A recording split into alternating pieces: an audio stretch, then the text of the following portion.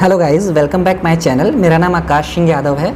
आज एक बहुत ही इम्पोर्टेंट लेक्चर होने वाला है हम लोगों के लिए, जो कि पेपर फर्स्ट में भी बहुत इम्पोर्टेंट है एंड पेपर सेकंड में आपका कॉमर्स और मैनेजमेंट है उनके लिए बहुत ज़्यादा इम्पोर्टेंट है। तो सारे लोग कोशिश ये करना कि जितने भी आंसर हैं पहले खुद देने की कोशिश करना, देन उसके बाद आप मेरा एक्सप्लेनेशन या आंसर देखना, जिससे आपको आपकी गलतियाँ पता चलेंगी, ताकि वो गलतियाँ आप अपने एग्ज़ाम में ना करो। सबसे बड़ी चीज़ ये है, जो एमसीक्यू मैं आपको प्रोवाइड कर रहा हूँ उसका मेन रीज़न ये है कि आप कैसे सॉल्व करोगे। सबसे पहली चीज़ तो आपको ये पता चल जाए कि आपको एमसीक्यू कैसे सॉल्व करने हैं, ठीक है। दूसरा, आपको आपकी गलतियाँ पता चल जाएँ, ठीक है। तो सारे लोग पहले खुद सॉल्व करने की कोशिश करना, फिर उसके बाद उसका एक्सप्लेनेशन देखना, ठीक है। एंड हाँ, जिन्होंने भी अभी चैनल को सब्सक्राइब नहीं किया है फटाफट सब्सक्राइब कर लो, क्योंकि बहुत अच्छे वीडियो अभी आने वाले हैं। तो आपको उसका नोटिफिकेशन भी जल्दी से मिल जाए, उसके लिए बेल आइकन भी दबा दो एंड वीडियो को लाइक भी कर देना सब लोग, क्योंकि बहुत एफर्ट्स लगते हैं एक वीडियो को बनाने में, ठीक है। तो इसके अलावा जो लोग अभी टेलीग्राम चैनल पे नहीं जुड़े हैं वो फटाफट मैंने डिस्क्रिप्शन पे लिंक दे दिया है, आप वहाँ पे जाके जुड़ जाइए, ताकि आपको जो पीपीटी हैं, जितने भी मैंने नोट्स प्रोवाइड किए हैं वहाँ से आप ले सको, ठीक है। तो हम चलो स्टार्ट करते हैं फर्स्ट क्वेश्चन से, ठीक है। अब देखो, ये जो क्वेश्चन है ये चीज़ बोल रहा है कि जो एप्लीकेशन है टी टेस्ट की, वो मोर अप्रोप्रिएट कौन सा स्टेटमेंट आपको बता रहा है। जो आपको 4 स्टेटमेंट दिए गए हैं, वो टी टेस्ट के बारे में मोर अप्रोप्रिएट कौन सा है, ठीक है। तो पहला आपसे बोल रहा है testing the significance of coefficient of correlation between paired observation of small size sample, ठीक है। दूसरा आपसे बोल रहा है कि जो आपका टेस्टिंग है significance of coefficient of correlation between paired observation large size, ठीक है। आपको पता है ना कि जो टी टेस्ट होता था वो स्मॉल साइज के लिए यूज होता था, जो आपकी पॉपुलेशन होती थी वो 30 से कम के लिए यूज होती थी टी टेस्ट में, ठीक है। इसके अलावा इसमें वेरिएंस आपको नहीं पता होता था। टी टेस्ट हम जहाँ यूज करते थे वहाँ वेरिएंस नहीं पता होता था, ठीक है। तो यहाँ पे लार्ज साइज है तो ये तो हो ही नहीं सकता है। फिर अब ये कह रहा है वेरिएंस को कंपेयर करने के लिए, देखो वेरिएंस को कंपेयर करने के लिए हमारे पास एफ टेस्ट होता था भाई, ठीक है, या चाय स्क्वायर टेस्ट होता था, तो ये भी नहीं हो सकता है। अब आपसे कह रहा है सिग्निफिकेंस, ठीक है, सिग्निफिकेंस अमंग मीन वैल्यूज, ठीक है। तो इसमें जो सबसे ज़्यादा एक्यूरेट हो जाएगा वो फर्स्ट वाला हो जाएगा। वो क्यों हो रहा है? क्योंकि जो आपका इसमें बोला गया स्मॉल साइज सैंपल, जो आपका टी टेस्ट होता था वो स्मॉल साइज सैंपल के लिए यूज़ होता था। मैंने टाइप्स ऑफ टेस्ट आपको बहुत अच्छे से कराए हैं, जितने भी टेस्ट हैं बहुत अच्छे से कराए। आप जाके मेरा जो लेक्चर है वो देख सकते हो, सिर्फ 1 घंटे का लेक्चर है, 1 घंटे से भी कम टाइम का होगा। वहाँ पे आपको कभी टेस्ट में कोई प्रॉब्लम नहीं होगी उसके बाद, अगर आप वो अच्छे से देख लोगे, ठीक है। तो इसका जो करेक्ट आंसर हो जाएगा वो फर्स्ट वाला हो जाएगा। आपको पता चल गया रीज़न क्या है फर्स्ट वाले के होने का। अब जो नेक्स्ट क्वेश्चन है वो ये है, पहले आप लोग खुद करने की कोशिश करना, फिर उसके बाद पर्टिकुलर जब आप लोग खुद कर लोगे तब मेरा एक्सप्लेनेशन सुनना आप। अब तो जो नेक्स्ट क्वेश्चन है वो है हमारा कि जो नॉर्मल डिस्ट्रीब्यूशन है उसके बारे में क्या सही चीज़ बोली गई है। तो देखो, नॉर्मल डिस्ट्रीब्यूशन है वो कंटिन्यूस वेरिएबल को फॉलो करता है, बिल्कुल सही चीज़ बात बोली गई है भाई। यूनी मॉडल होता है, बिल्कुल सही बात है। जब हम नॉर्मल डिस्ट्रीब्यूशन की बात करते हैं तो कुछ ऐसा बनता है नॉर्मल डिस्ट्रीब्यूशन, ठीक है, हमेशा ध्यान रखना। ये वाला जो पॉइंट होता है मीन, मीडियन, मोड, जो तीनों होते हैं वो इक्वल होते हैं इस वाले पॉइंट पे, ठीक है। एंड ये यूनी मॉडल डिस्ट्रीब्यूशन होता है, बिल्कुल सही बात है। फिर जो नेक्स्ट थिंग दी गई है वो है आपकी टचेज हॉरिजॉन्टल एक्सिस। ये बिल्कुल गलत चीज़ है, कभी भी वो ऐसे नहीं टच कर सकता, ऐसे नहीं जाता है, वो थोड़ा ऊपर से ही जाएगा, ये इतना चला जाएगा लेकिन इसको टच करके नहीं जाएगा, तो ये गलत चीज़ है। 2 पॉइंट ऑफ इन्फ्लेक्शंस, ये भी बिल्कुल सही चीज़ है। तो आपका जो करेक्ट आंसर हो जाएगा ए, बी एंड डी कहाँ पे है आपको देखना है, ये इसका करेक्ट आंसर हो जाएगा। नेक्स्ट क्वेश्चन पे हम चलते हैं। Which one of the following is not characteristics of normal distribution. फिर आपको नॉर्मल डिस्ट्रीब्यूशन के बारे में ही पूछा गया है। जहाँ पे भी आपसे नॉर्मल डिस्ट्रीब्यूशन के बारे में पूछे तो आप कुछ ना करो, ये फिगर सबसे पहले ड्रॉ कर दो, क्योंकि ये फिगर ही आपको बहुत सारे आंसर्स ऑटोमेटिकली दे जाता है, ठीक है। आप इसको अच्छे से प्रिपेयर कर लो। पहला बोल रहा है वेल शेप्ड और सिमेट्रिक होता है, बिल्कुल सही चीज़ बोली भाई साहब इन्होंने। वेल शेप होता है और नॉर्मल को आप सिमेट्रिक भी बोलते हो, ठीक है। सिमेट्रिक का मतलब होता है जहाँ पे आपका मीन, मीडियन और मोड जो होता है वो बराबर होता है। सिमेट्रिक का मतलब होता है जहाँ पे मीन, मीडियन और जो मोड होता है वो आपका इक्वल होता है, ठीक है। ये सेकेंड स्टेटमेंट भी आपका करेक्ट हो गया। इसमें पूछा गया कौन सा स्टेटमेंट करेक्ट नहीं है भाई, ठीक है। अब इसमें थर्ड बोला है the total area under the curve normal distribution is 1, बिल्कुल सही चीज़ है। 0.5 ये होता है और 0.5 ये होता है, तो दो जो टोटल एरिया होता है वो 1 हो जाता है। अब जो नेक्स्ट स्टेटमेंट है ऑब्वियस सी बात है यही गलत होगा। The two tails of distribution both direction touches the horizontal axis, वही चीज़ इसमें भी बोली गई कि हॉरिजेंटल एक्सेस को टच करेगा, नहीं टच करता है, तो ये वाला इसका नहीं करेक्ट होगा। और ठीक है, आपको समझ आ गया कि करेक्टरिस्टिक्स कौन सा नहीं है, वो 4th वाला नहीं है, बाकी सारे उसके करेक्टरिस्टिक्स हैं। अब जो नेक्स्ट क्वेश्चन है वो है हमारा कि जब हमारी जो पॉपुलेशन है वो हेट्रोजीनियस है, सबसे पहले आपको ये पता होना चाहिए होमोजीनियस और हेट्रोजीनियस क्या होता है। हेट्रोजीनियस का मतलब होता है जो आपकी पॉपुलेशन होती है वो थोड़ा सा डिफरेंट होती है। होमोजीनियस का मतलब होता है एक जैसा, ठीक है, एक जैसा। हेट्रोजीनियस का मतलब होता है अलग अलग, एक जैसा नहीं। तो जब हमारी हेट्रोजीनियस पॉपुलेशन होती है वहाँ पे हमारा सबसे ज़्यादा ये वाला स्टेटमेंट सही होता है। वहाँ पे हमारा अर्थमेटिक मीन जो होता है सबसे ज़्यादा होता है, देन ज्योमेट्रिक मीन, फिर आपका हार्मोनिक मीन होता है, ठीक है। इनके जो फॉर्मूले होते हैं आप उनको बहुत अच्छे से प्रिपेयर कर लो, इन पे भी क्वेश्चंस पूछ लिए जाते हैं। अगर हमारा होमोजीनियस पॉपुलेशन होती है तो ये वाला स्टेटमेंट करेक्ट होता है, जब हमारी हेट्रोजीनियस पॉपुलेशन होगी तो ये स्टेटमेंट करेक्ट होगा, ठीक है। अब नेक्स्ट क्वेश्चन पे हम चलते हैं। नेक्स्ट क्वेश्चन है हमारा Karl Pearson coefficient of correlation between two variables is the product of their standard deviation, बिल्कुल गलत चीज़ है भाई। The covariance between the variable, ये भी गलत है। देखो इसमें पूछा गया है जो कार्ल पियर्सन का कोफिशिएंट ऑफ कोरिलेशन जिसे हम आर से रिप्रेजेंट करते हैं उसका फॉर्मूला क्या होता है उसके। देखो इसमें क्या है, इसमें आपसे पूछा जा रहा कोरिलेशन या रिग्रेशन की जो प्रॉपर्टीज़ है ना, उससे ये है ये क्वेश्चन। आप इनकी जो प्रॉपर्टीज़ हैं इनको बहुत अच्छे से प्रिपेयर कर लो, क्योंकि प्रॉपर्टीज़ से ही ज़्यादातर क्वेश्चन पूछा जाता है, जो मैंने देखा है, ठीक है। मैंने खुद भी एग्ज़ाम दिया और मेरा भी JRF और नेट दोनों क्वालिफाई है, तो मैं अपने एक एक्सपीरियंस से बता रहा हूँ कि जितनी भी प्रॉपर्टीज़ हो गई, जो पर्टिकुलर अजम्पशन हो गए, उनसे बहुत क्वेश्चन पूछे जाते हैं स्टेट्स में, ठीक है। तो इसका जो करेक्ट स्टेट आंसर है वो ये है, वो कैसे हम बताते हैं। The square root of their product of the product of their regression coefficient. देखो जो रिग्रेशन कोफिशिएंट होते हैं वो आपके दो होते हैं। पहले तो आपको रिग्रेशन कोफिशिएंट पता होने चाहिए। पहला होता है BXY, दूसरा होता है BYX, ठीक है। दो रिग्रेशन कोफिशिएंट होते हैं। जब x ऑन y की बात करते हैं तो हमारा ये वाला होगा, जब हम y ऑन x की बात करेंगे तो ये वाला होगा, ठीक है। अब आपको ये पता चल गई। अब इन्होंने बोला है the square root of their product, square root आपने किया, उनका जो प्रोडक्ट है वो निकाला, तो इसका जो करेक्ट आंसर हो जाएगा वो ये है। और कैसे है मैंने आपको बता दिया सारी चीज़ें। BYX को हम R से रिप्रेजेंट करते हैं। R इज इक्वल टू जो फॉर्मूला होता है ये वाला फॉर्मूला होता है, ठीक है। ये रिग्रेशन की दो कोफिशिएंट होते हैं। अब जो नेक्स्ट क्वेश्चन है वो है हमारा which is wrong about the difference between binomial and Bernoulli distribution. अब ये भी बहुत इंपॉर्टेंट क्वेश्चन है, इसको बहुत सारे लोगों को नहीं समझ आएगा, लेकिन समझने की कोशिश करना। देखो बर्नौली और बायनोमल डिस्ट्रीब्यूशन जो था वो बहुत इंपॉर्टेंट था, और ये फॉलो करता है आपकी डिस्क्रीट प्रोबेबिलिटी डिस्ट्रीब्यूशन को। डिस्क्रीट, ठीक है। डिस्क्रीट का मतलब होता है पर्टिकुलर इंटीजर होगा, मान के चलो 1 2 3 4 ऐसे होगा, पॉइंट्स में डेटा नहीं हो सकता यहाँ पे डिस्क्रीट में, ठीक है। तो आपको पता चल गया, दोनों कंसीडर करते हैं डिस्क्रीट को। तो देखो भाई D किस में है वो आपके हो सकते हैं, बाकी इसके बाद बाकी सब हट जाएंगे। रॉन्ग पूछा गया, मतलब जिसमें D होगा वो नहीं हो सकता है, ठीक है। जिसमें D होगा, D तो भाई राइट है, इसमें रॉन्ग की बात पूछी गई है, तो मतलब हमारा ये वाला तो अब होगा ही नहीं, ठीक है। अब हम A की बात करते हैं। A भी देखो हमें पता है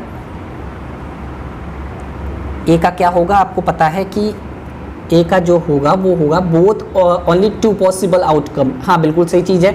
आपकी जो बर्नौली होती है उसमें भी 2 पॉसिबल आउटकम होते हैं। जो आपका बायनोमल डिस्ट्रीब्यूशन होता है वहाँ पे भी सिर्फ 2 पॉसिबल आउटकम हो सकते हैं, तो ये वाला भी सही हो जाएगा। अब आपको पता चल गया A भी नहीं हो सकता, तो आपको पता चल गया करेक्ट आंसर जो होगा B और C होगा, जो कि इनकरेक्ट है। देखो इसमें बोला गया है कि दोनों सिंगल इवेंट को कंसीडर करते हैं, ये गलत चीज़ है। बर्नौली जो होता है ये सिंगल इवेंट को कंसीडर करता है, पर्टिकुलर एक इवेंट की बात करता है, लेकिन जो बायनोमल डिस्ट्रीब्यूशन होता है वो एक से ज़्यादा इवेंट की बात करता है, ठीक है। इनको पढ़ना अच्छे से, फिर इसके बाद मैं गारंटी दे सकता हूँ आप इजीली क्वेश्चंस कर लोगे, ठीक है। फिर इसके बाद जो हमारा ये वाला आपको पता चल गया गलत है। फिर इसके बाद नेक्स्ट जो है both probability of success and failure same नहीं। जो आपकी बर्नौली होती थी वहाँ पे प्रोबेबिलिटी ऑफ सक्सेस और फेलियर जो होती थी वो सेम नहीं होती थी, लेकिन बायनोमल में सेम होती थी, तो ये भी रॉन्ग हो जाएगा। तो इसका करेक्ट आंसर जो हो जाएगा वो ये वाला हो जाएगा। ऐसे आपको कैसे क्वेश्चन करने हैं ये बहुत इंपॉर्टेंट चीज़ है। आपका अप्रोच क्या होगा, बहुत सारे क्वेश्चंस आपके पॉजिटिव अप्रोच से ही हो जाते हैं। आपको अगर इनमें से जो ऐसे क्वेश्चन होते हैं ना, उनमें से अगर आपको एक दो स्टेटमेंट के बारे में अच्छे से पता है ना, तो ईजिली आप कर ले जाते हो। तो आप इस चीज़ को बहुत अच्छे से करने की कोशिश करोगे, ठीक है, जो चीज़ें मैं आपको बता रहा हूँ।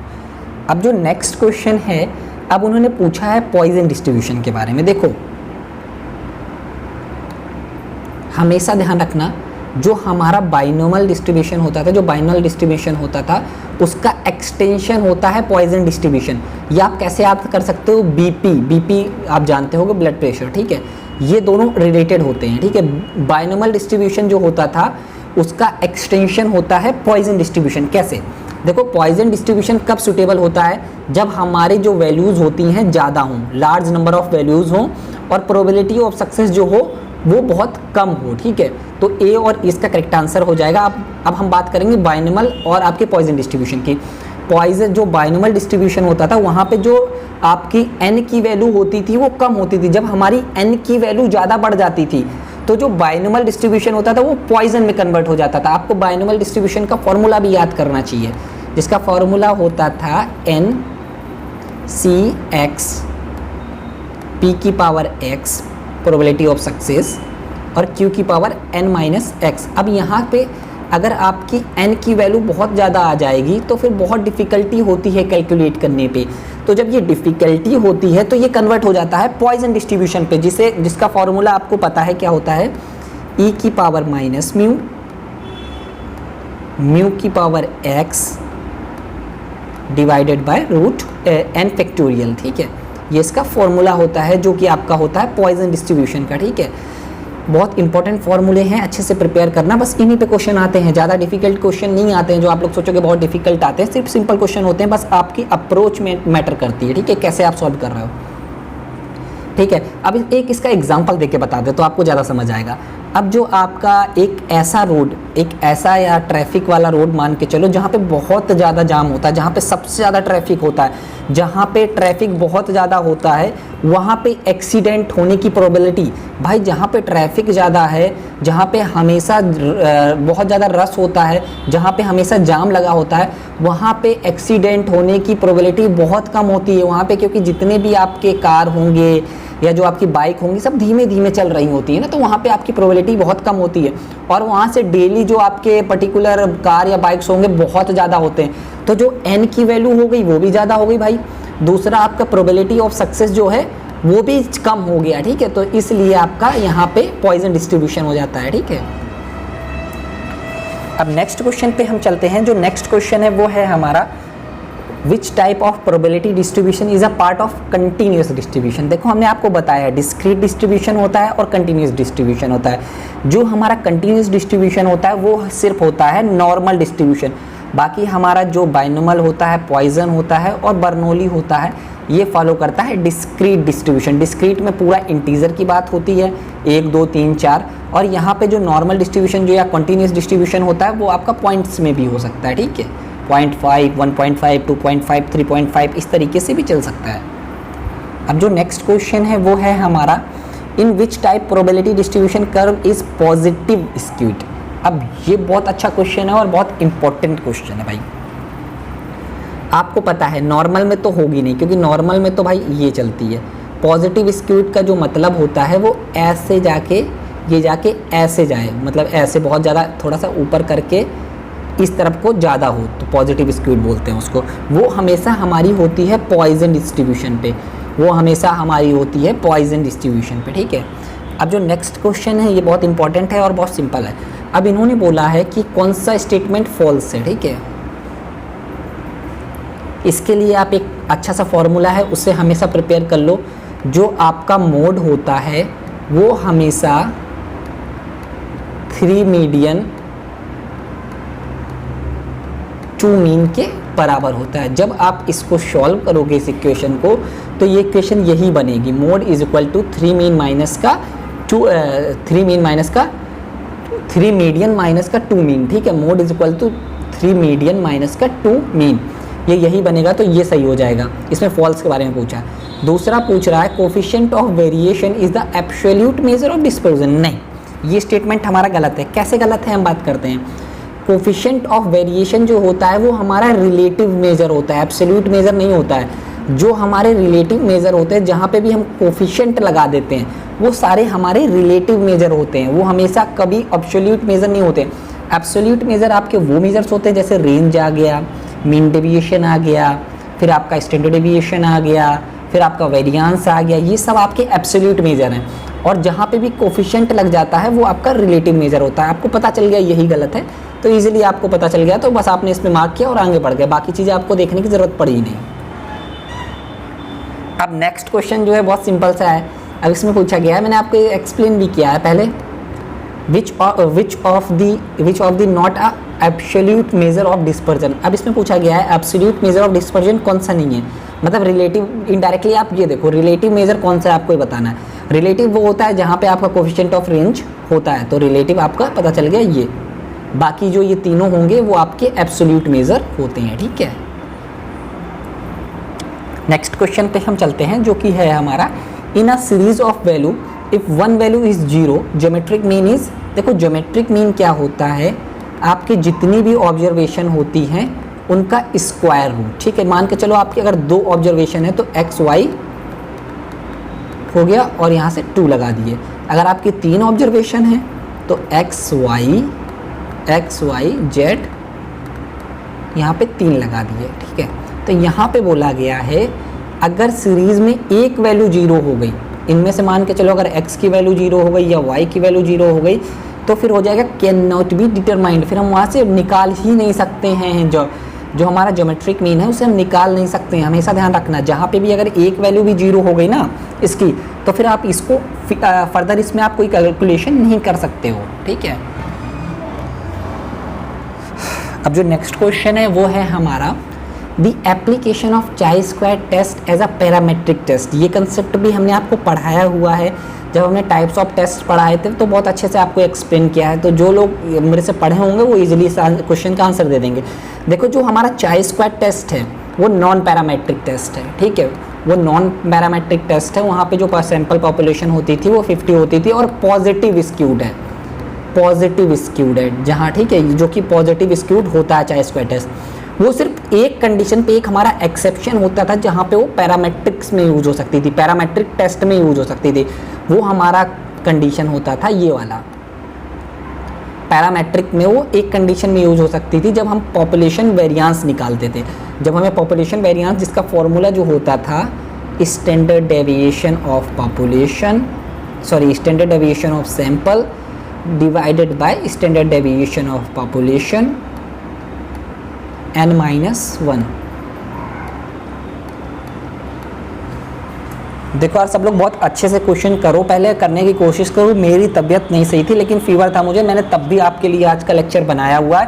तो कोशिश ये क्या करो कि जो ज़्यादा से ज़्यादा जो वीडियो है उसको शेयर किया करो, क्योंकि यार काफ़ी मेहनत लगती है। इससे ये भी होगा कि जो दूसरे लोग हैं उनको भी इसका बेनिफिट मिल जाएगा, ठीक है। मैं आपके लिए अपना पूरे एफर्ट दे रहा हूँ, तो आप लोग भी अपने पूरे एफर्ट दो और ज़्यादा से ज़्यादा लोग, जो लोग भी मुझसे पढ़ रहे हो वो लोग JRF क्लियर करो। बस मुझे उस चीज़ का मेन ये है कि जितने लोगों ने मेरे से पढ़ा हो वो ज़्यादा से ज़्यादा लोग JRF क्लियर करें, मेरा मेन फोकस ये है। और इसी अकॉर्डिंग मैं पढ़ाता भी हूँ, जो मेन चीज़ें हैं मैंने वो चीज़ें आपको कवर करवा दी हैं, ठीक है। अब जो हमारा नेक्स्ट क्वेश्चन है वो बहुत सिंपल सा है, ठीक है। इस पर कोई ज़्यादा आपको डिफ़िकल्टी फेस नहीं करनी पड़ेगी। जो हमारा स्टेटमेंट फर्स्ट है, सिंपल रैंडम सैम्पलिंग जो होती है ये बोल रहा है नॉन प्रोबेबिलिटी सैम्पलिंग होती है। बिल्कुल गलत चीज़ है भाई।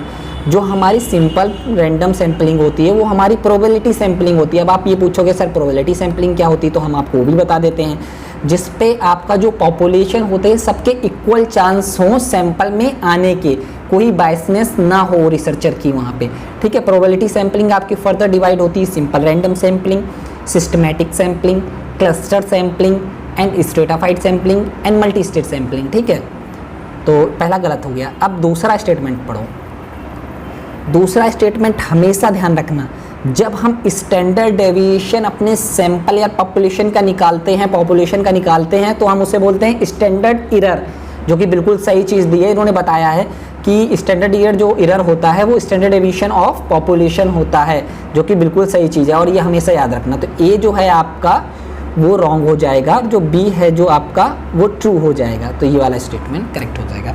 अब जो नेक्स्ट स्टेटमेंट है वो है हमारा the degree of freedom of the chi square test statistics when the testing of independence of contingency. देखो कंटीजेंसी टेबल की बात कर रहा है भाई। कंटीजेंसी टेबल पे जो हमारा फॉर्मूला होता था रो -1, ये क्वेश्चन कई बार पूछा गया है, रो -1 एंड कॉलम -1 होता था, ठीक है। तो 4 -1 करेंगे आप, देन अगेन 4 -1 करेंगे तो आपको पता चल जाएगा, इसका करेक्ट आंसर 9 हो जाएगा, ठीक है। अगर आपकी कंटीजेंसी टेबल नहीं होती थी तब हमारा होता था n-1, ठीक है। अगर कंटीजेंसी टेबल होगी तो हमारा जो होता है वो ये होता है, रो -1 कॉलम -1। अब जो नेक्स्ट क्वेश्चन है वो है हमारा government and non government publication are consider as. देखो गवर्नमेंट और नॉन गवर्नमेंट पब्लिकेशन जो होती है वो हमेशा हमारा होता है एक्सटर्नल सेकेंडरी डेटा, ठीक है।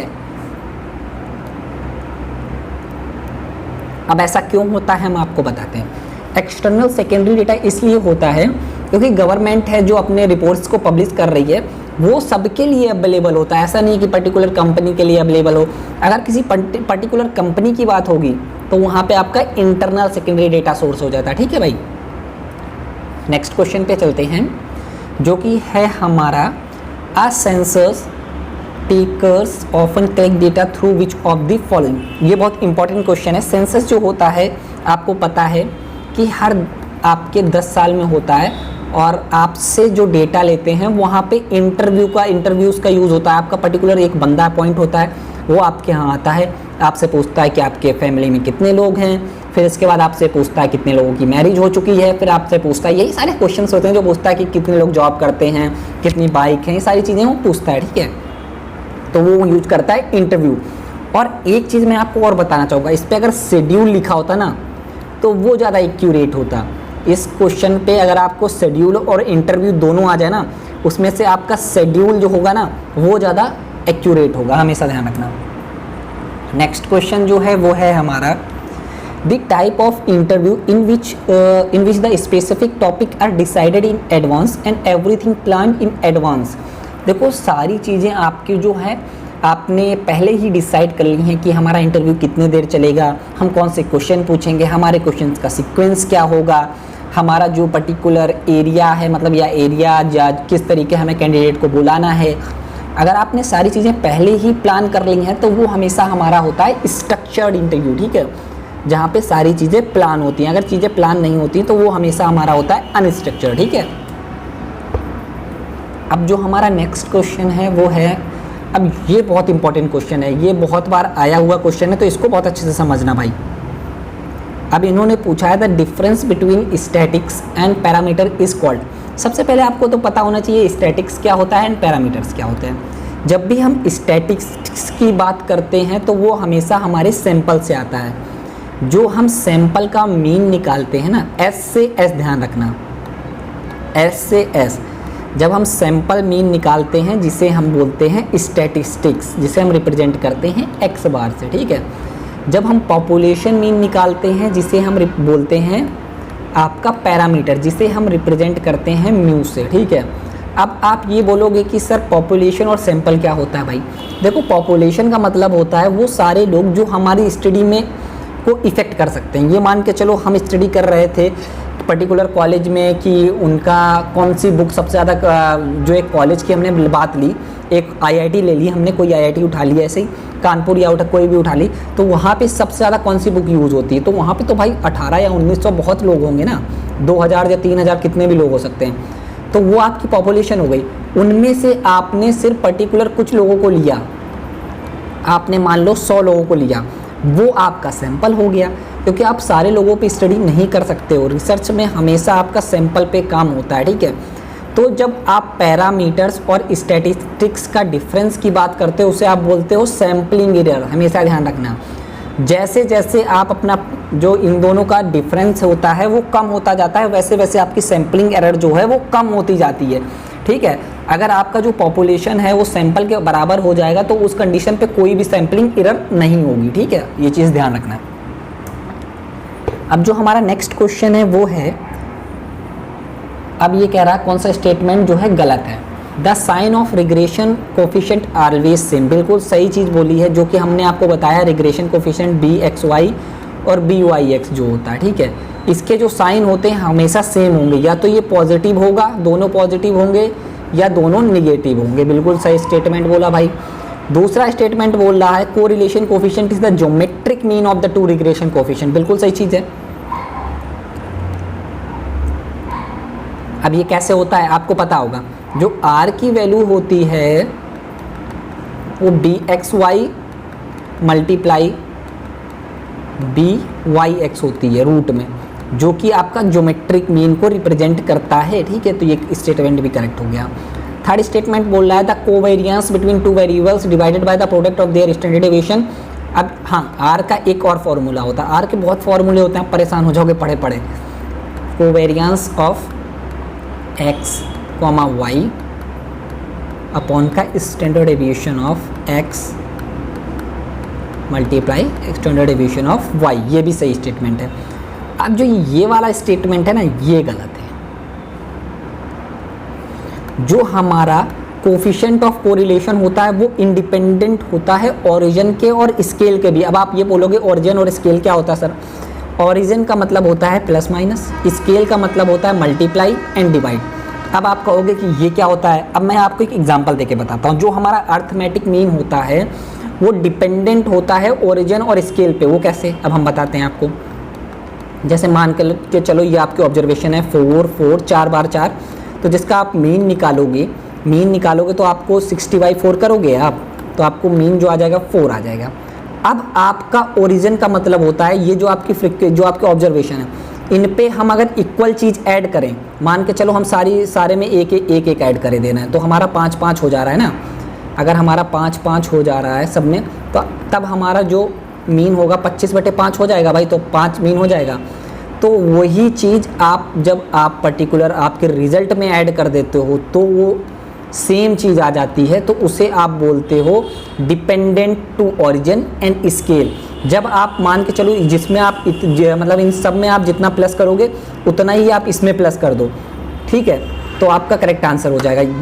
आप अगर माइनस करोगे उतना ही इसमें माइनस कर दो, तब भी करेक्ट होगा। आप इसमें मल्टीप्लाई करो उतना इस पे मल्टीप्लाई कर दो, तब भी करेक्ट होगा। आप डिवाइड करो उतना इस पे डिवाइड कर दो, तब भी करेक्ट होगा, ठीक है। लेकिन कोफिशिएंट ऑफ कोरिलेशन जो होता है उस पे ये चीज़ फॉलो नहीं होती है। आप कुछ भी करो, उनकी जो ऑब्जर्वेशन है वो इम्पेक्ट नहीं करता है रिजल्ट पे, ठीक है। अब नेक्स्ट क्वेश्चन पे हम चलते हैं, जो है हमारा the variance is 0 only if all observation are the. अब ये बहुत इंपॉर्टेंट क्वेश्चन है, थोड़ा सा समझने लायक क्वेश्चन है। आप अगर थोड़ा सा समझोगे कंसेप्ट को तो आपको ईजिली समझ आ जाएगा, इतना डिफिकल्ट नहीं है। तो अब इन्होंने बोला है, देखो ये जो वेरियांस होता है ये मेजर ऑफ डिस्पर्जन है, ठीक है। ये क्वेश्चन कैसे चेंज हो गया, सॉरी। वेरियांस जो होता है ये आपका मेजर ऑफ डिस्पर्जन होता है, ठीक है, मेजर ऑफ डिस्पर्जन होता है। और मेजर ऑफ डिस्पर्जन क्या करता है? मेजर ऑफ डिस्पर्जन जो आपका मीन या मीडियन या मोड आता है ना, उसको आपको बताता है कि आपकी जो ऑब्जर्वेशन है वो कितने दूर है, कितने दूर है, ठीक है। तो ये पॉइंट मान के चलो, ये आपका अगर वेरियांस है, ठीक है, अगर वेरियांस आपका 0 हो गया तो जो आपके ऑब्जर्वेशन होंगे वो ऑटोमेटिकली सेम हो जाएंगे भाई, ठीक है। जो आपके ऑब्जर्वेशन होंगे ऑटोमेटिकली सेम हो जाएंगे, ठीक है। अब नेक्स्ट क्वेश्चन जो है, the measure of dispersion which use only 2 observation is called. देखो मेजर ऑफ डिस्पर्जन बहुत सारे होते हैं। हमारा रेंज होता है, आपको पता होगा, क्वार्टाइल डेविएशन होता है मेजर ऑफ डिस्पर्जन, ठीक है, हमारा मीन डेविएशन होता है और स्टैंडर्ड डेविएशन होता है। तो इसमें ये चीज़ बोल रहे हैं। और इसके अलावा हाँ ध्यान रखना, ये हमारे एब्सोल्यूट होते हैं, और रिलेटिव जब बात करोगे तो उस पर आपके सब में कोफिशिएंट लगा दो, इन्हीं के आगे कोफिशिएंट लगा दो तो रिलेटिव चले जाते हैं। अब इन्होंने कहा है कि सिर्फ 2 ऑब्जर्वेशन को कौन सा ऐसा मेजर ऑफ डिस्पर्जन है जो कंसीडर करता है, वो होता है हमारा रेंज। रेंज जो है वो लार्जेस्ट और स्मॉलेस्ट को ही कंसीडर करता है, ठीक है। तो इसका करेक्ट आंसर ये हो जाएगा। अब जो हमारा नेक्स्ट क्वेश्चन है वो है हमारा हाँ, the measure use to calculate the variation present among the observation in the unity of the variable. अब जब हम यूनिटी ऑफ वेरिएबल की बात करते हैं तो हमेशा हमारा यूज होता है एब्सोल्यूट मेजर ऑफ डिस्पर्जन। जब हम रिलेशनशिप की बात करेंगे तो वहाँ पे हमारा होता है रिलेटिव मेजर ऑफ डिस्पर्जन, ठीक है। मैंने आपको बहुत बार ये क्वेश्चन बताया कि एब्सोल्यूट मेजर ऑफ क्या होते हैं और रिलेटिव मेजर क्या होते हैं। रिलेटिव मेजर में हमेशा कोरिलेशन आपका कोफिशिएंट यूज हो जाता है, ठीक है। जब हम कोफिशिएंट यूज कर देते हैं तो वो रिलेटिव में कन्वर्ट हो जाता है। नेक्स्ट क्वेश्चन जो है, इसको भी मैंने बहुत अच्छे से एक्सप्लेन किया, इसकी पर्टिकुलर मैंने इंडिविजुअल वीडियो बनाई है, वो आप देख सकते हो। एंड हाँ, सारे लोग यार फीडबैक दिया करो, कमेंट किया करो जो भी चीज़ें हैं, और लाइक भी कर दिया करो वीडियो को। तो जो नेक्स्ट क्वेश्चन है वो है हमारा assignment of numbers to the objects represent the attribute is known as nominal data. जब हम किसी पर्टिकुलर चीज़ को एक नंबर असाइन करते हैं, जैसे फुटबॉल टीम हो गई, फुटबॉल टीम में सारे प्लेयर्स के अपने नंबर होते हैं जर्सी के पीछे, तो उनसे आप उनको पहचानते हो। जैसे क्रिकेट टीम हो गई, क्रिकेट टीम में भी जो आपके प्लेयर होते हैं उनके पीछे नंबर होते हैं, तो उनसे आप उनको आइडेंटिफाई करते हो, ठीक है। नेक्स्ट क्वेश्चन जो है, correlation coefficient is independent of, ये क्वेश्चन भी अभी हमने थोड़ी देर पहले डिस्कस किया है। जो हमारा कोरिलेशन कोफिशिएंट होता है वो इंडिपेंडेंट होता है ओरिजिन और स्केल पे, ठीक है। आप चाहे प्लस माइनस करो, आप चाहे मल्टीप्लाई करो, चाहे डिवाइड करो, उसके रिजल्ट में कोई इफेक्ट नहीं होता है, ठीक है। अब नेक्स्ट क्वेश्चन है, ये भी मिलता जुलता क्वेश्चन है, इसको भी हम पहले कर चुके हैं। The mean of 100 observation is 100, ठीक है। यहाँ से बोला गया है मीन जो है वो 100 ऑब्जर्वेशन का 100 है। अब इन्होंने कहा है कि 10% आप इंक्रीज कर दो। अब आप क्या करोगे कि इस पे सब पे 10% इंक्रीज करना स्टार्ट कर दो, आपको तो पता ही नहीं है। लेकिन आपको ये चीज़ पता है कि जो हमारा अर्थमेटिक होता था वो डिपेंडेंट होता था आपके किस पे, ओरिजिन पे और स्केल पे। तो आपको पता चल गया कि अगर इन पे 10% सब पे बढ़ेगा तो ऑटोमेटिकली इन पे भी बढ़ जाएगा भाई। तो आप सीधे सीधे इसका 10% निकाल दो, बस आपको डायरेक्ट आंसर मिल जाएगा। तो आप 10% निकालोगे तो 10 आ जाएगा, आपको पता होगा। तो आपका जो आंसर हो जाएगा 100 + 10, जो कि हो जाएगा 110, ठीक है।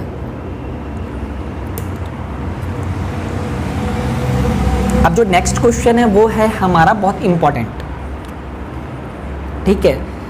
अब ये चीज़ बोल रहा है कि एक ऑब्जर्वेशन है जो आप 500 से इंक्रीज कर रहे हो, तो स्टैंडर्ड डेविएशन भी आपका 500 इंक्रीज हो जाएगा, मीन डेविएशन भी आपका 500 इंक्रीज हो जाएगा, क्वार्टाइल डेविएशन भी आपका 500 इंक्रीज हो जाएगा, या कोई चेंज नहीं होगा।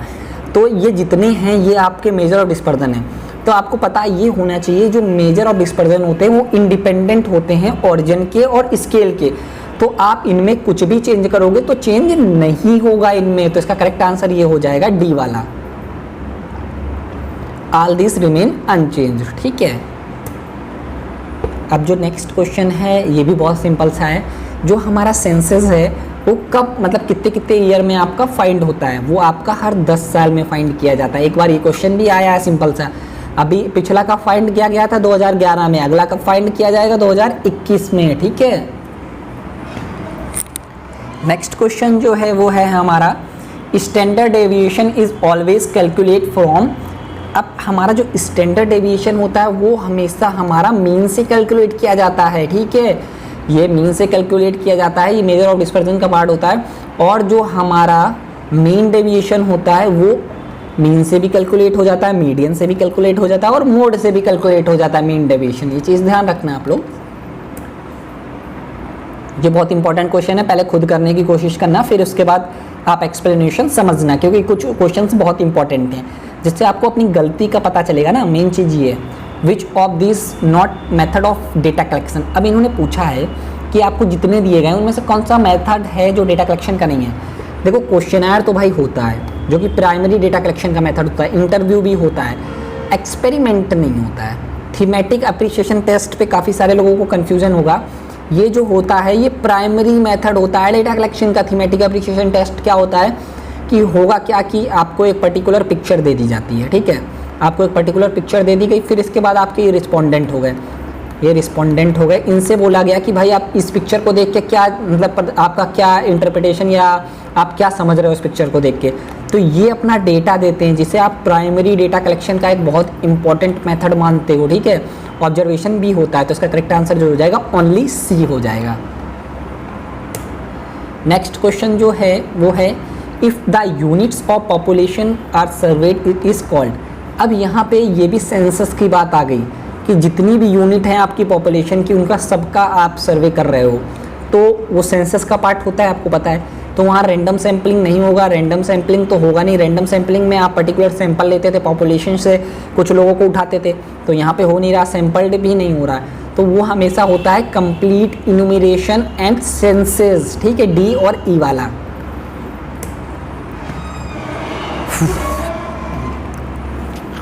यह क्वेश्चन भी हमने बहुत बार इस स्टडी किया है। When Vxy is positive then Vyx क्या होगा, वो हमेशा पॉजिटिव होगा। मैंने आपको बताया है, अगर ये निगेटिव होता तो दूसरा वाला भी निगेटिव होता है, एक जो होता है वही दूसरा होगा। अगर ये पॉजिटिव है तो ये भी पॉजिटिव होगा, अगर ये निगेटिव है तो ये भी निगेटिव होगा। अब हाँ, ये अच्छे से समझ लो, आप कंसेप्ट समझना बहुत इंपॉर्टेंट है। y is equal to A plus P X, तो y जो होता है वो हमेशा हमारा होता है डिपेंडेंट वेरिएबल, ठीक है। y जो होता है डिपेंडेंट वेरिएबल, a जो होता है उसे इंटरसेप्ट बोलते हो आप, इंटरसेप्ट, ठीक है। b जो होता है ये स्लोप होता है, ठीक है। x जो होता है वो हमारा होता है इंडिपेंडेंट वेरिएबल। तो इसमें y पूछा गया है आपसे, अब कुछ भी पूछा जाएगा तो आप इजीली बता ले जाओगे, इसलिए मैंने क्वेश्चन इंक्लूड किया, जितनी भी चीज़ें हैं वो आप सही से बता ले जाओ, ठीक है। तो आपको पता चल गया जो y है वो आपका डिपेंडेंट वेरिएबल हो जाएगा, ठीक है। अब नेक्स्ट क्वेश्चन जो है, डिपेंडेंट वेरिएबल को आप क्या क्या बोलते हो। ये क्वेश्चन मैं एक बार और इंक्लूड कर चुका हूँ, मैंने फिर इंक्लूड किया ताकि आपकी चीज़ें क्लियर हो जाए। मैंने एक रिसर्च का वीडियो बनाया है पेपर 1 के लिए, तो उसमें भी मैंने ये इंक्लूड किया है, 50 क्वेश्चन है उसमें, ठीक है। मैंने काफ़ी सारे आपके जितने भी टॉपिक हैं मैंने वो मोस्टली कवर करवा दिए हैं। अभी 2 दिन से मेरे वीडियो नहीं आ पा रहे थे क्योंकि मेरी तबीयत कुछ ख़राब थी, आज भी मेरी थोड़ी बहुत तबीयत ख़राब है, थोड़ा सा मैं कुछ ठीक फील कर रहा हूँ, तो मैंने वीडियो बनाई है आज, ठीक है। तो जो हमारा डिपेंडेंट वेरिएबल होता है उसे आप रिग्रेस्ड भी बोलते हो, ठीक है, प्रेडिक्टेड भी बोलते हो, एक्सप्लेन्ड भी बोलते हो। ऐसे याद कैसे कर सकते हो, लास्ट में डी है ना, लास्ट में डी है और इनके पहले डी है, ऐसे आपको चीज़ें याद करनी है। तो इसका correct answer all of the above हो जाएगा। ये देखो बहुत इंपॉर्टेंट क्वेश्चन है। अब इन्होंने पूछा है जो ओपन एंडेड और क्लोज एंडेड है उसमें से कौन सा स्टेटमेंट सही है। तो सबसे पहले तो आपको पता होना चाहिए भाई ओपन एंडेड क्या होता है और क्लोज एंडेड क्या होता है। ओपन एंडेड का मतलब होता है जो आपका रिस्पोंडेंट होता है उसको आप फ्रीडम दे रहे होते हो, आप उससे पर्टिकुलर क्वेश्चन पूछे, क्वेश्चन पूछने के बाद आपने कोई क्राइटेरिया नहीं लगाया, कोई कुछ चीज़ें नहीं लगाई कि आपके पास कोई फ्रीडम नहीं है, आपको पर्टिकुलर इनमें आंसर देना है, ऐसा कुछ नहीं है, ठीक है। उसके पास पूरी फ्रीडम होती है, वो किसी में भी आंसर दे सकता है ओपन एंडेड पे, ठीक है। ओपन एंडेड पे वो किसी पे भी आंसर दे सकता है, ठीक है। ओपन एंडेड पे वो जो उसका मन होगा वो चीज़ें लिख सकता है, आपने पर्टिकुलर क्वेश्चन दिया। क्लोज एंडेड पे उसके पास फ्रीडम नहीं होती। आपने जैसे MCQ देखा होगा, जब आपने क्वेश्चनायर कुछ लोगों ने बनाए होंगे तो पर्टिकुलर एक क्वेश्चन के बाद 3 ऑप्शन दे दिए या 4 ऑप्शन दे दिए, तो वहाँ पे आप पर्टिकुलर फ्रीडम नहीं देते हो आप, ठीक है। अब इस पे देखो स्टेटमेंट, अब कौन सा स्टेटमेंट सही है बोला गया है इसमें।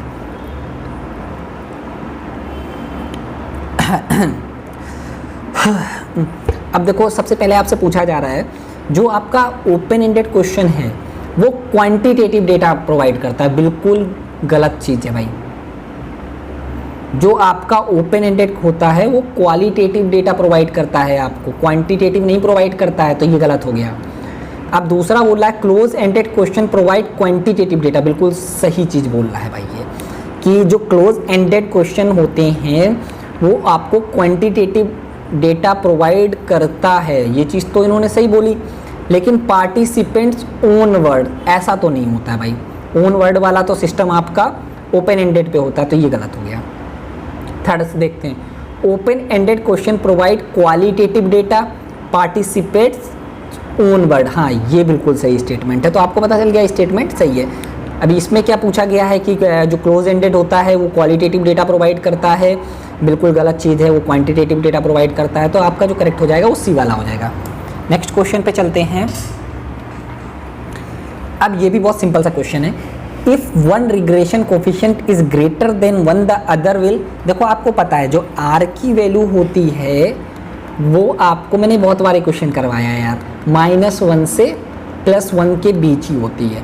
अब आपको ये चीज़ तो पता चल गई भाई कि एक जो है आपका 1 से ज़्यादा है, जो आपका BXY और BYX में एक ज़्यादा है तो दूसरा ऑटोमेटिकली कम होगा, तभी तो आपकी R की वैल्यू भाई 1 से या कम आ पाएगी। तो बस थोड़ा सा दिमाग लगाने की ज़रूरत होती है इन क्वेश्चन में, <<1 होगा, ठीक है। अब नेक्स्ट क्वेश्चन जो है वो है हमारा the method of least square. देखो हाँ, देखो बहुत सारे मेथड होते हैं जब हम रिग्रेशन लाइन को सॉल्व कर सकते हैं। तो जो लीस्ट स्क्वायर मेथड होता है, जब आप इस मेथड से जाओगे तो सबसे कम वैल्यू आती है, मिनिमम वैल्यू आती है। इसको आपकी एक प्रॉपर्टी है, इसको याद भी कर सकते हो। अब आप कहोगे सर लीस्ट स्क्वायर क्या होता है, तो वो ऐसे बनता है y इक्वल टू आप a प्लस बी एक्स लिखते हो, ठीक है। फिर आपने क्या किया, फिर इसमें सिग्मा लगाना स्टार्ट कर दिया। यहाँ से आपने y is equal to N A लिखा और b सिग्मा x लिखा, ठीक है। ये आपकी पर्टिकुलर फर्स्ट हो जाती है। फिर सेकेंड के लिए आप x से मल्टीप्लाई कर देते हो, तो एक्स वाई, ठीक है, a sigma x plus b sigma x square, ठीक है। और ये दूसरी स्टेटमेंट, जब आप इन दोनों को सॉल्व करते हो तो a और b की आप वैल्यू फाइंड कर लेते हो, ठीक है। तो जब आप इस मेथड से जाते हो तो वहाँ पे जो वैल्यू होती है वो हमेशा कम होती है, मिनिमम होती है, ठीक है। नेक्स्ट क्वेश्चन पे चलते हैं हम। For a sample to be truly representative of population it must be. अब यहाँ पे बोला गया है कि जो हमारा सैंपल है वो रिप्रेजेंट करे आपके पॉपुलेशन को, तो उसको आप हमेशा बोलोगे, क्या बोलोगे, रैंडम। जब आप प्रोबेबिलिटी सैम्पलिंग का यूज करो या रैंडम सैम्पलिंग का यूज करो, जहाँ पे कोई बायसनेस ना हो, कोई ऐसी चीज़ ना हो जो आपके पर्टिकुलर रिसर्च को इफेक्ट करे, तो आपका हमेशा रैंडम होना चाहिए, ठीक है। नेक्स्ट क्वेश्चन जो है वो है हमारा, विच of the following terms best describe data they originally collected yearly time by different person for the different purpose. हाँ, सिंपल सा क्वेश्चन है। देखो हमारा जो सेकेंडरी डेटा होता है वो जो होता है वो पहले किसी ने कलेक्ट करके रखा होता है, और जो उसका पर्पस होता है वो डिफरेंट होता है, आपकी करंट स्टडी के लिए नहीं होता है। आप उसको करंट स्टडी में यूज ज़रूर करते हो, लेकिन वो करंट स्टडी के अकॉर्डिंग नहीं होता है, ठीक है। वो आपके करंट स्टडी के अकॉर्डिंग नहीं होगा, लेकिन आप उसको यूज करोगे, उसको आप पहले ही कलेक्ट कर चुके होते हो किसी अदर पर्पस के लिए, ठीक है। ये आपकी स्टडी से अलग की चीज़ होती है वो। अब जो हमारा नेक्स्ट क्वेश्चन है बहुत सिंपल है। A process by which we estimate the value of dependent variable on the basis of one or more independent variable is called regression. हमेशा ध्यान रखना, हम उसको बोलते हैं रिग्रेशन। रिग्रेशन का जो मतलब होता है कि आप वैल्यू फाइंड करोगे एक डिपेंडेंट वेरिएबल की, ठीक है, वो भी इंडिपेंडेंट वेरिएबल से, एक या उससे ज़्यादा इंडिपेंडेंट वेरिएबल से जब आप डिपेंडेंट वेरिएबल की वैल्यू फाइंड करते हो तो आप उसे बोलते हो रिग्रेशन, ठीक है। कोरिलेशन पे आप एसोसिएशन की बात करते हो कि जो दो वेरिएबल हैं वो कैसे रिलेटेड हैं एक दूसरे से, और रिग्रेशन पे आप क्या करते हो कि कॉज एंड इफेक्ट रिलेशनशिप की बात करते हो, ठीक है, कि अगर हम एक वेरिएबल में कुछ चेंज करते हैं तो दूसरे वेरिएबल में उसका क्या इफेक्ट होता है।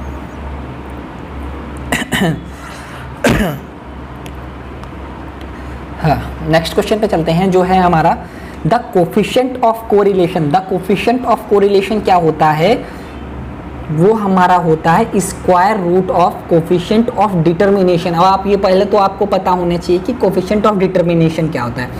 कोफिशिएंट ऑफ डिटर्मिनेशन को हम रिप्रेजेंट करते हैं आर स्क्वायर से। जब हम इसका रूट निकालते हैं, रूट का आर स्क्वायर, तो वैल्यू आ जाती है ऑटोमेटिकली आर, डियर। तो ठीक है, तो इसका जो आपको पता है कोफिशिएंट ऑफ कोरिलेशन को हम रिप्रेजेंट करते हैं आर से, जो को आपको दिया है the square root of their coefficient of determination. बिल्कुल सही चीज़ है।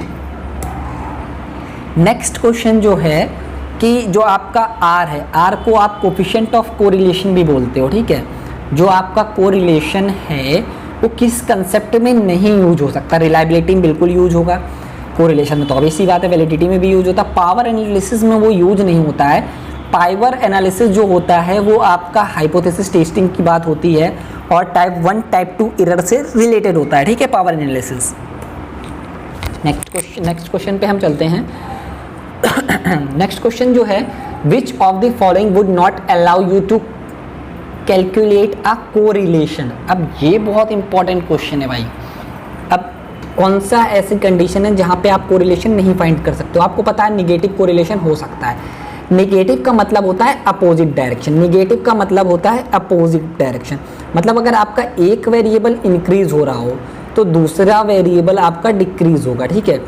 अगर दूसरा वेरिएबल आपका डिक्रीज होगा तो एक वेरिएबल ऑटोमेटिकली दूसरा इंक्रीज होगा, ठीक है। इस तरीके से चलता है अपोजिट डायरेक्शन में, जिसका आप एग्जाम्पल ले सकते हो डिमांड एंड प्राइस। जब आपकी प्राइस इंक्रीज हो जाती है तो डिमांड कम हो जाती है, ठीक है।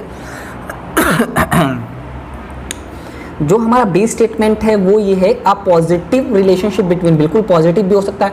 पॉजिटिव का मतलब होता है सेम डायरेक्शन पे, अगर एक इंक्रीज होगा तो दूसरा भी इंक्रीज हो, अगर एक डिक्रीज हो तो दूसरा भी वेरिएबल डिक्रीज हो, ठीक है। जैसे आप इसका एग्जांपल ले सकते हो आपकी जो इनकम है और डिमांड पे, जब आपकी इनकम इंक्रीज हो जाएगी तो आपकी डिमांड भी बढ़ जाती है, जब आपकी इनकम डिक्रीज हो जाती है तो आपकी डिमांड भी कम हो जाती है, ठीक है। फिर हम बात करते हैं लीनियर पे। लीनियर का मतलब ये होता है कि इक्वल चेंज हो। मान के चलो अगर आपका एक वेरिएबल 10% से इंक्रीज हुआ है तो दूसरा वेरिएबल भी 10% से इंक्रीज हो, तो आप उसको बोलोगे लीनियर, मतलब इक्वल चेंज हो दोनों वेरिएबल्स पे, तब आप बोलते हो लीनियर। जो आपका कर्वी लीनियर होता है ना, इस पे आप नहीं फाइंड कर सकते। ये जो कुछ बनता है आपका ऐसे करके, वो ऐसे बनता है, तो इस पे बहुत प्रॉब्लम होती है आपको फाइंड करने पे। तो इसका करेक्ट आंसर जो हो जाएगा वो सी हो जाएगा। अब हम चलते हैं नेक्स्ट क्वेश्चन पे। नेक्स्ट क्वेश्चन जो है, if the two series move in reverse direction. Reverse direction देखो क्या बोल रहा है, बहुत अच्छे से पढ़ो। पहले तो बोल रहा है रिवर्स डायरेक्शन, मतलब एक इंक्रीज हो तो दूसरा डिक्रीज हो, अगर दूसरा डिक्रीज हो मतलब पहला अगर डिक्रीज हो तो दूसरा इंक्रीज हो, ठीक है, इस तरीके से। फिर इन्होंने कह दिया कि ऑलवेज प्रोपोर्शनेट, मतलब इक्वल हो हमेशा। तो ऐसे कंडीशन पे आपका कौन सा करेक्ट आंसर होता है? पहले क्वेश्चन ये करा करो कि आप लोग खुद करेक्ट आंसर दो, फिर इसके बाद जो मैं चीज़ बोलूँ वो आप समझो। ऐसे कंडीशन पे हमारा होता है परफेक्ट निगेटिव, जो कि रिप्रेजेंट करता है -1 से, ठीक है, जो रिप्रेजेंट करता है -1 से। जब परफेक्ट पॉजिटिव की बात करते हैं जो रिप्रेजेंट करता है +1 से, ठीक है। अच्छे से आप समझ लेना कंसेप्ट को। अगर सिर्फ आपको इतना दिया गया होता, सिर्फ इतनी चीज़ दी गई होती ना, तो इसका करेक्ट आंसर होता निगेटिव कोरिलेशन, ना कि परफेक्ट। परफेक्ट इसलिए है क्योंकि प्रोपोर्शनेट चेंज हो रहा है, मतलब इक्वल चेंज हो रहा है, ठीक है, इसलिए आपका इसमें परफेक्ट निगेटिव कोरिलेशन होगा। अब नेक्स्ट जो स्टेटमेंट है वो सुनो आप, क्या है, if both variable x and y increase और डिक्रीज, साथ में इंक्रीज और डिक्रीज हो रहे हैं, तो ऐसे कंडीशन पे क्या होता है, मैंने आपको बताया है, अगर x इंक्रीज हो जाए तो y भी इंक्रीज हो भाई, अगर x डिक्रीज हो जाए तो y भी डिक्रीज हो जाए। तो ऐसे कंडीशन में आपका हमेशा होता है पॉजिटिव कोरिलेशन, क्योंकि जब हम सेम डायरेक्शन पे चलते हैं तो वहाँ पॉजिटिव होता है, जब हम अपोजिट डायरेक्शन पे चलते हैं तब निगेटिव होता है, ठीक है। अब जो नेक्स्ट क्वेश्चन है वो है हमारा, when the ratio of variation is the related variable is constant. ये भी बहुत सिंपल सा है, काफ़ी सारे क्वेश्चंस मैंने आपको इससे करा दिए हैं, ताकि अगर फ्यूचर में आपके क्वेश्चन को रिलेशन से आते हैं तो आप कभी गलत करके ना जाओ। इसमें आपसे बोला गया है जो रेशियो ऑफ वेरिएशन है, चेंजमेंट है, वो इक्वल है।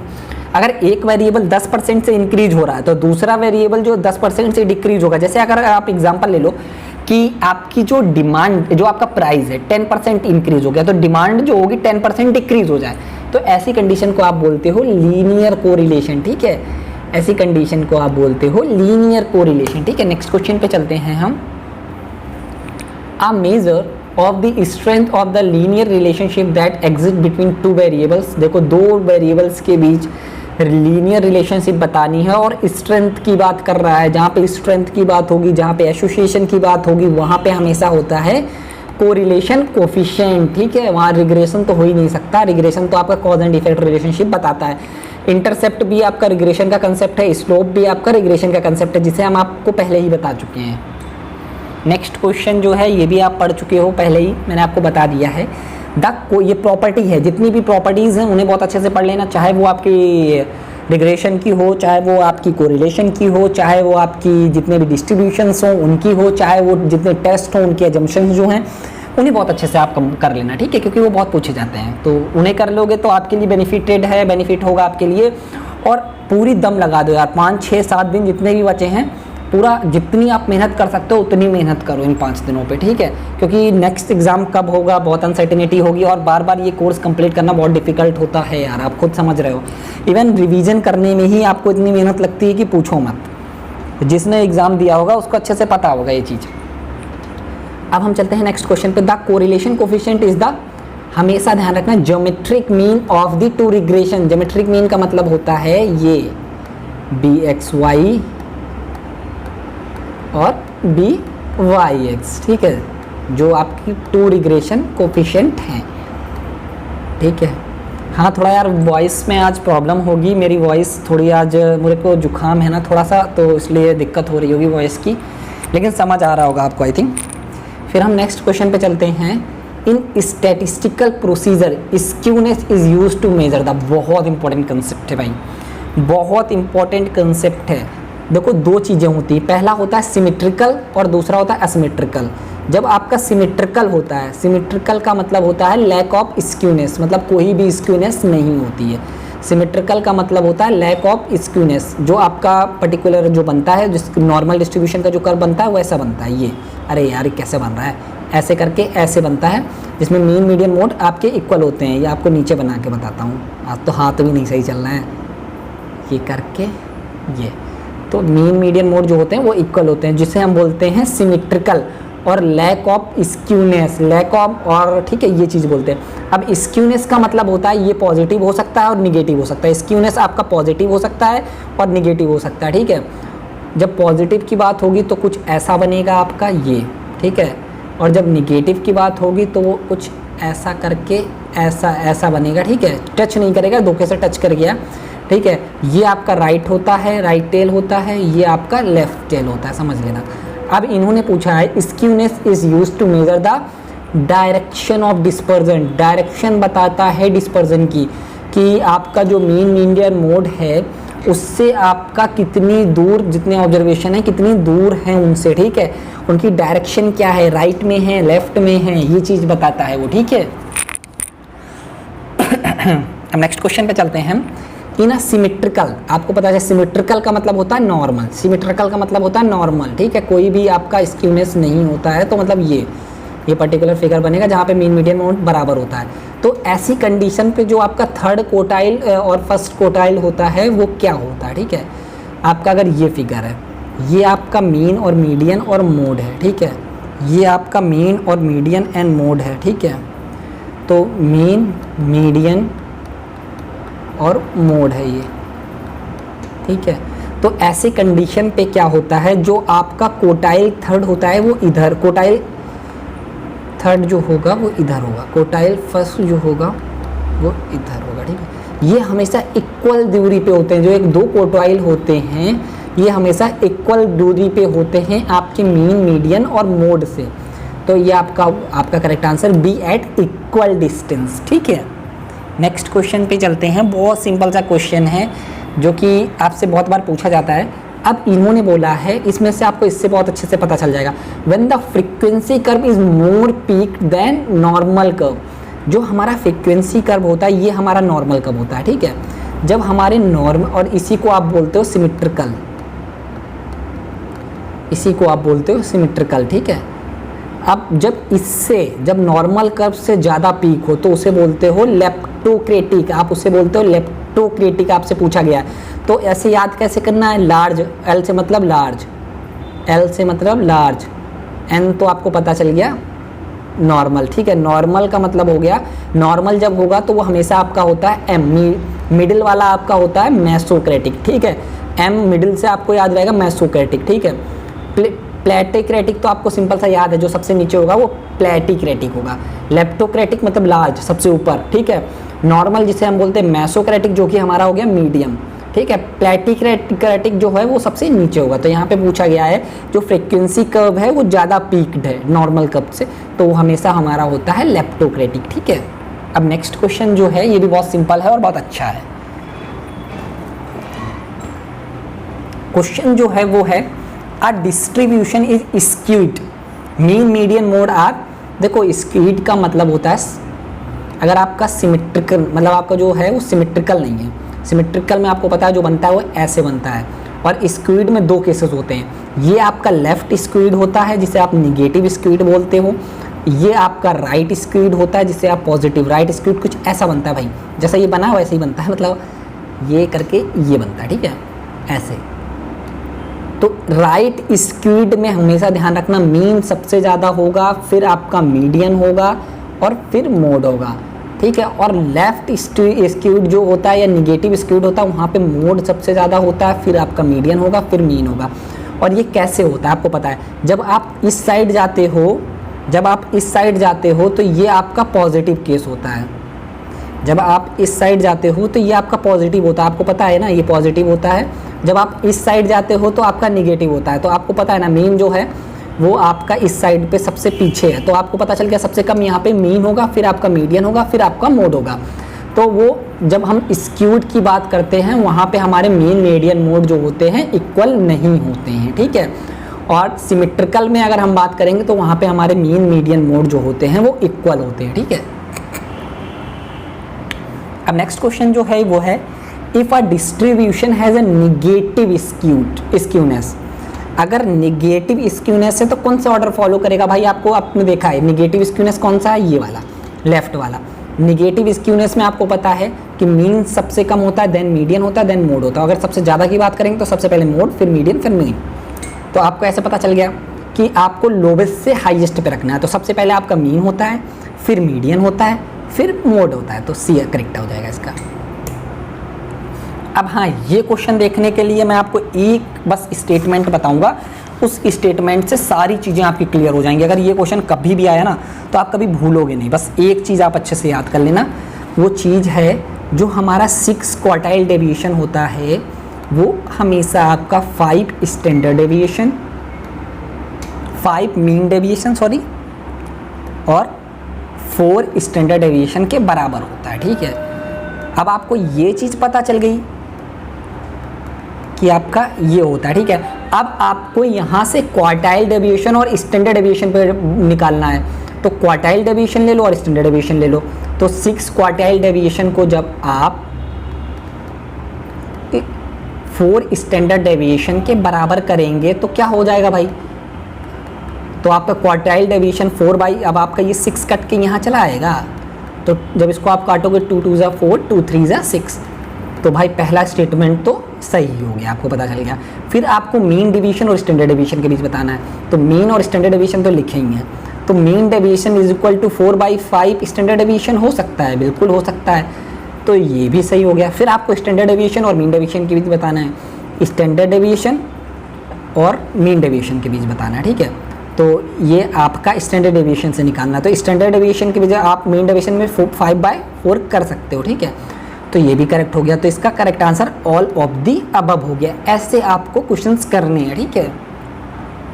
नेक्स्ट क्वेश्चन जो है, the degree of peakedness and flatness in unimodal distribution. आपको पता है कि इसको आप बोलते हो कर्टेशियस, ठीक है, ऐसे।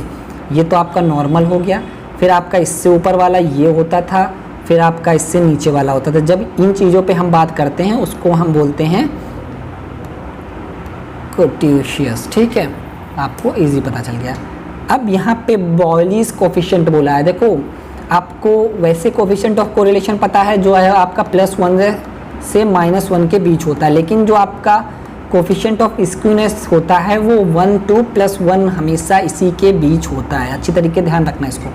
नेक्स्ट क्वेश्चन है जो हमारा, in case of positively skewed distribution. देखो, पॉजिटिवली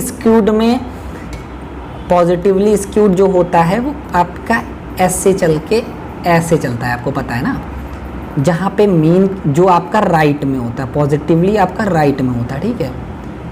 अब इसी में पूछा है, extreme value lies on right tail. जो सबसे इस साइड वैल्यू होती है वो जो सबसे ज़्यादा बड़ी होती है, ठीक है, जो कि होती थी mean, then median, then mode, ठीक है। ये चीज़ें आपको चलती थी, आपको हम फिगर में भी पहले भी बता चुके हैं। Next question, in a symmetrical distribution. Symmetrical distribution का मतलब होता है कि कोई भी स्क्यूनेस नहीं है। सिमेट्रिकल डिस्ट्रीब्यूशन मतलब आपका ये बन गया, इजीली आपने बता दिया, जहाँ पे मीन मीडियन मोड आपका इक्वल है, तो वहाँ पे कोफिशिएंट ऑफ स्क्यूनेस हमेशा 0 होता है, क्योंकि वहाँ पे कोई भी कोफिशिएंट ऑफ स्क्यूनेस नहीं होता। तो ये करेक्ट हो जाएगा इसका। Next question, properties such a variation, central tendency, shape of distribution, frequency are basis of the information. तो ये डिस्क्रिप्टिव मेजर, देखो दो टाइप की हमारी स्टैट्स होती है, डिस्क्रिप्टिव एंड इन्फ्रेंशियल। जब हम डिस्क्रिप्टिव की बात करते हैं तो वहाँ पे क्या होता है, पर्टिकुलर एक वैल्यू की बात होती है। वहाँ पे क्या करते हैं, डेटा को समराइज कर देते हैं, एक बहुत बड़े डेटा को एक पर्टिकुलर नंबर में कन्वर्ट कर लेते हैं। यही चीज़ हम मीन में करते हैं, यही चीज़ हम सेंट्रल टेंडेंसी जो होती है ना, मीन मीडियन मोड में भी करते हैं, यही चीज़ हम वेरिएशन में करते हैं, यही चीज़ हम शेप में करते हैं। तो आपको पता चल गया डिस्क्रिप्टिव मेजर होगा, ठीक है। नेक्स्ट क्वेश्चन जो है, when the value is series not equal importance. अब जब आपकी इक्वल इम्पोर्टेंस नहीं होती तो वहाँ पे हम वेटेड मीन का यूज करते हैं, जो कि हमारा फाइनेंस में यूज होता है। वेटेड मीन में क्या होता है, कुछ वेट दे देते हो, पर्टिकुलर आपका जो ऑब्जर्वेशन होता है उस पर कुछ आप वेट दे देते हो। तो जैसे किसी पे 2 वेट दे दिया, किसी पे 1, किसी पे 4। तो वेट जब हम असाइन करते हैं, जब हमारा इक्वल इंपॉर्टेंस नहीं होती है सीरीज, तब हम वेटेज मीन का यूज करते हैं, ठीक है। अब जो हमारा नेक्स्ट क्वेश्चन है वो है हमारा distribution in which value of median mean mode are not equal is consider. जहाँ पे हमारा मीन मीडियन मोड इक्वल नहीं होता है उसे हम बोलते हैं असिमेट्रिकल डिस्ट्रीब्यूशन, उसे हम बोलते हैं असिमेट्रिकल डिस्ट्रीब्यूशन। जहाँ पे हमारा मीन मीडियन मोड इक्वल होता है वो हमारा होता था सिमेट्रिकल, ठीक है।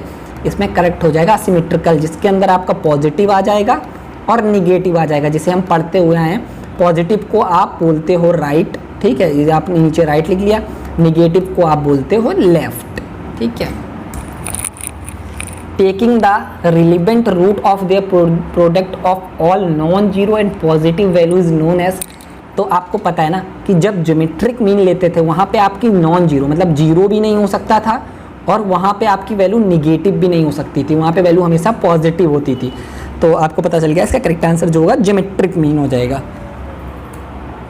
नेक्स्ट क्वेश्चन जो है वो है हमारा considering probability distribution if mode is greater than median. जब हमारा मोड जो है वो ज़्यादा होगा आपके किससे, मीडियन से। जब हमारा मोड ज़्यादा होगा मीडियन से तो वो हमारा लेफ्ट स्क्यूड हो जाएगा, लेफ्ट स्क्यूड हो जाएगा।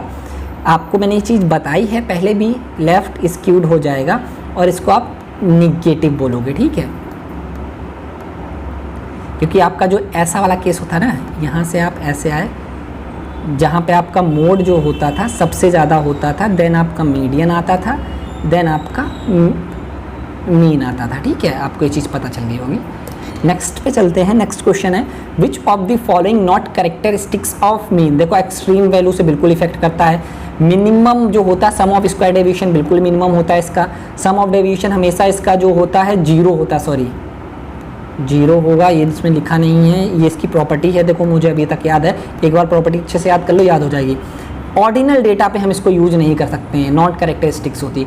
मीडियन जो होता है वो हमारा ऑर्डिनल डेटा पे काम कर सकता है, लेकिन हमारा जो मीन होता है वो नहीं कर सकता है काम, ठीक है। नेक्स्ट क्वेश्चन जो है वो है हमारा non parametric statistics use data that is often ordinal. देखो इसमें बोला गया है जो हमारा नॉन पैरामेट्रिक टेस्ट होता है, 2 टाइप्स के आपके टेस्ट होते थे, पैरामेट्रिक एंड नॉन पैरामेट्रिक, ठीक है। तो जो हमारा नॉन पैरामेट्रिक टेस्ट होता है वो आपका ऑर्डिनल पे काम करता है, ये चीज़ बिल्कुल सही बोली गई। जो हमारा पैरामेट्रिक टेस्ट होता है वो रेशियो और इंटरवल स्केल पे काम करता है, जो हमारा नॉन पैरामेट्रिक टेस्ट होता है वो हमारा ऑर्डिनल पे काम करता है, ठीक है।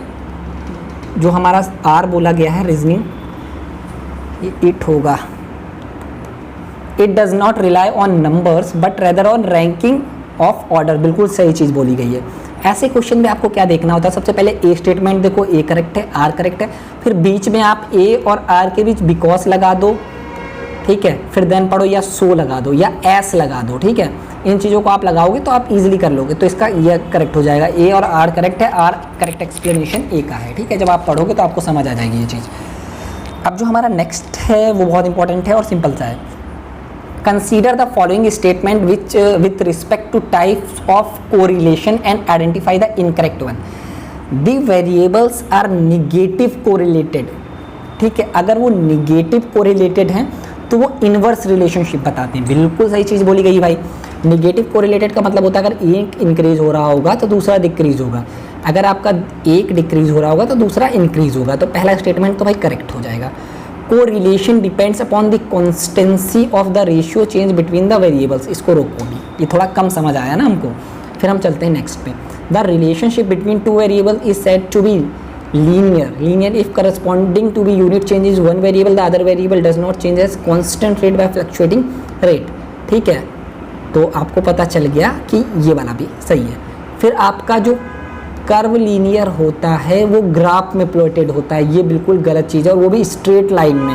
वो ये कह रहे हैं ये ऐसा प्लॉट होता है, नहीं ये ऐसे नहीं प्लॉट होता है, ये आपका ऐसे प्लॉटेड होता है, मैंने आपको बताया है।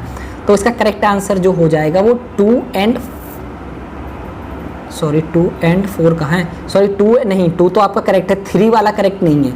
3 वाला आपका इसमें लीनियर के बारे में बोला गया है, इसमें लीनियर के बारे में आपका कांस्टेंट रेट नहीं बता रहा है, क्योंकि लीनियर में आपका कांस्टेंट चेंज होता है, जितना एक वेरिएबल में चेंज होता है उतना ही दूसरे वेरिएबल में चेंज होता है। तो इसका जो करेक्ट आंसर होगा वो 3rd and 4th हो जाएगा। ठीक है, जो इनकरेक्ट है आपको इनकरेक्ट बताना था, यहाँ पे ये इनकरेक्ट अच्छे से पढ़ना। नेक्स्ट क्वेश्चन है, बहुत सिंपल सा है। इस क्वेश्चन को मैं आपको आपके एक तरीके से आपको खुद करने के लिए बोलूँगा। आप इस क्वेश्चन को खुद करो, खुद करने के बाद कमेंट बॉक्स पे मुझे आंसर दो कि इसका करेक्ट आंसर क्या होगा। ठीक है, एक क्वेश्चन आप खुद करो, बहुत सिंपल। अगर नहीं आएगा तो फिर मैं डिस्कस कर लूँगा अपने टेलीग्राम चैनल पे, तो वहाँ पे आप लोग जुड़ जाना, वहाँ पे हम डिस्कस कर लेंगे जो भी चीज़ होगी।